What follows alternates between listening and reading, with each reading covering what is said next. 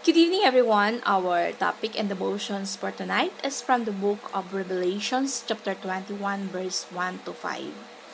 A new heaven and a new earth. Then I saw a new heaven and a new earth.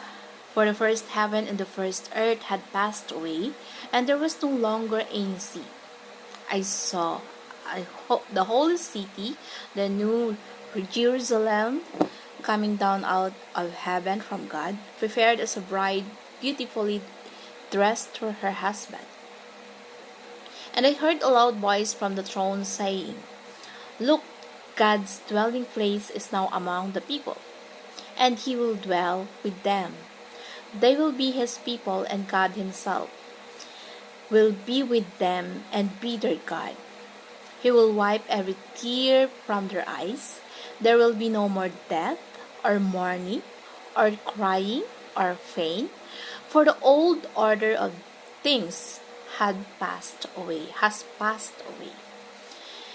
He who was seated on the throne said, "I am making everything new." Then he said, "Write this down, for these words are trustworthy and true." So, tayong mga nahulog sa kasalanan, kasi mula sa creations na nahulog tayo sa kasalanan, ay kailangang i-renew, baguhin at isaayos, magkaroon ng restorations. At ang mga bansang nahulog sa kasalanan na hindi sumasamba sa Diyos, pagdating sa redemption of completion or perfection, sila ay sasamba. Kaya nga may growth of redemption para bago marating ang perfection. Para pagdating sa perfection, ang buong bansa ay sasamba at magpupuri sa Diyos. Yun yung po ang goal at plano ng redemption, na lahat ng bansa na nahulog sa kasalanan, merong growth na baguhin, i-renew. Kapag ka binago, babaguhin yung dating ikaw. Ibig sabihin, dating tayo, babaguhin, magiging new creation. Yung mga bansa na nanggaling dito sa kasalanan, na nahulog sa kasalanan, ay merong growth hanggang sa marating yung perfection. So, that's the redemption, na pag sinabing babaguhin, hindi papalitan. Parang tayo, nahulog sa kasalanan, babaguhin. New creation na tayo. At yung salitang new, yun yung ginamit to, na hindi ibig sabihin na new ay bago, ay pinalitan. Yung dating tayo na masama, yun yung pinago ng Diyos, kaya tayo ay new creation. Kung ikaw ay binago ng Panginoon, iligtas ka ng new creation.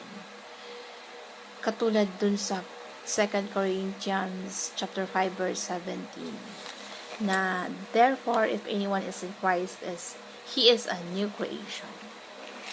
Ibig sabihin, aayusin kung paano tayo aayusin yung buhay natin. At yung goal ng redemption ay God will renew God's dwelling place among people, na yung perfection ng future ay pumasok sa Panginoong Jesucristo, na ang new creation, na yung growing na nagsisimula sa atin, at na lahat ng bagay at lahat ng tao ay magiging maayos, papunta sa perfection. So,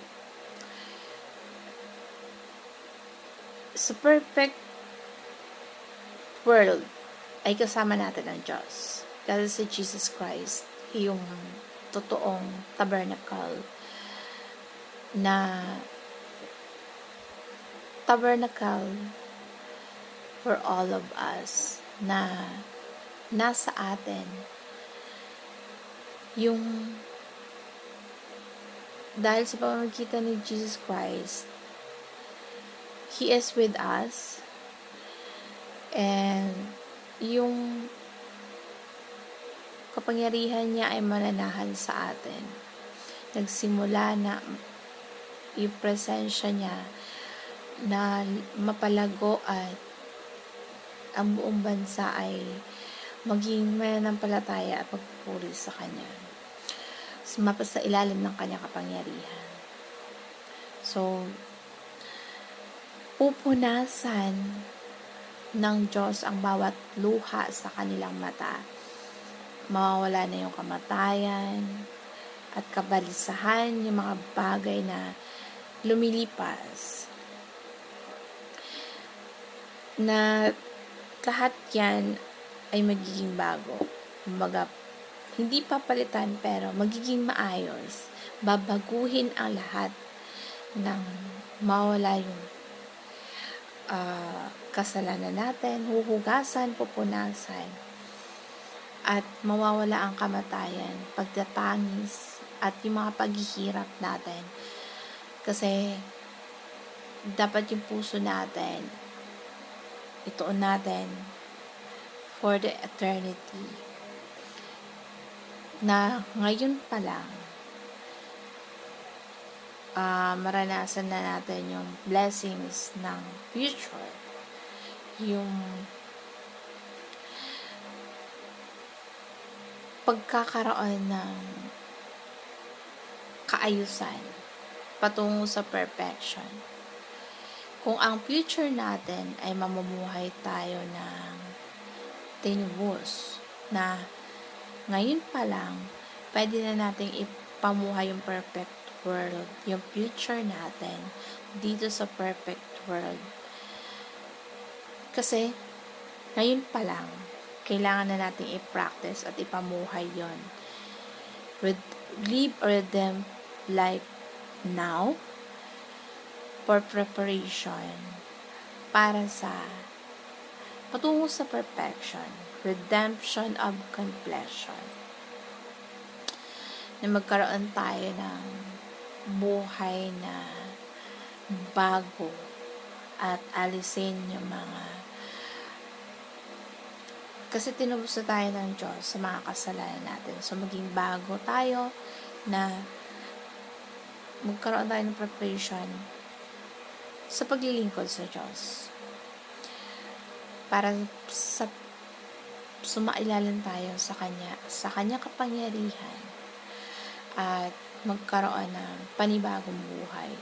Mahugasan at mapunasan yung mga dating tayo na nahulog sa kasalanan. So, yun yung lahat ay pwede maging bago. Anyone is in Christ.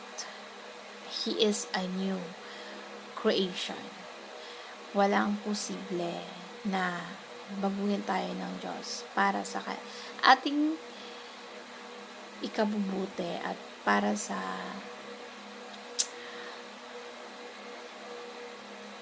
perfection na mundo na buhay natin. So, yun lamang po. God bless them.